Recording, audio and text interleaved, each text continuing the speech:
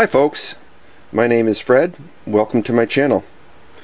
If you're a regular viewer of my channel, you know that I make steam engines, model steam engines, as a wintertime pastime here in upstate New York. And in so doing, I have to routinely modify the length of machine screws.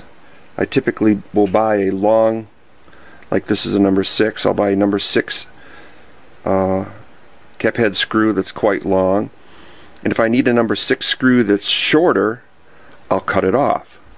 Well, let's see how that's done. I take a block of aluminum, a scrap block of aluminum, or the length of the screw I need. I screw it in so that whatever's I don't need protrudes through the bottom. I take a cut-off saw, zip off the bottom, and then I back it back out. Now, using aluminum in a block like this, there's advantages. Number one, any heat that's generated by the cutoff wheel is quickly absorbed by the block, so it's not too hot to handle. And the other thing is, as you back it out, it reforms the threads at the very end that might have been deformed. So now we have a screw of the right length that's got a relatively sharp edge on it and needs to be relieved. You can do that in a sander, you can do it on a grinder, do it with a file, but up until this point I've been holding onto it like this. Okay, and that's kind of dangerous. So I started looking at pin vices. I couldn't find any on the internet, on eBay, that I liked, so I decided I'd make one. Here's what I came up with. This is a chuck out of a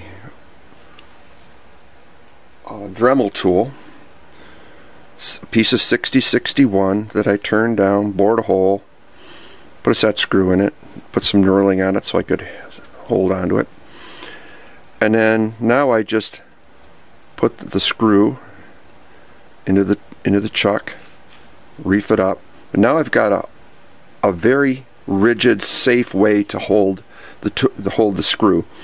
I can put it against the belt sander and just very finely rotate it. If it gets hot, I don't have to worry about it. It works really well. In fact, it works so well that I made a second one, and this is my second one, and this has got some nostalgic meaning to me. This chuck right here is the chuck from my very first drill. It was a Craftsman. My dad bought it for me 52 years ago, and when it died, I pulled it apart, saved the chuck, put it in my scrap bin, and yesterday it got a new lease on life. It has a 3/8 24 thread here, so I just put a fine bolt in there, cut the head off, drilled it. This one I super glued, same kind of handle, and it's very useful. As a matter of fact, it can hold, larger screws like this, no problem at all, and it's got a key if you need to really secure it down. And another use for it is I put in this countersinking, hand countersinking tool, and now I've got a countersink, a hand countersink. Just relieves the edges on holes very easily. So that's it. That's my contribution for today. Junk box parts, couple of hours, and you got tools that'll serve you well for years. So have a good day, and thanks for watching.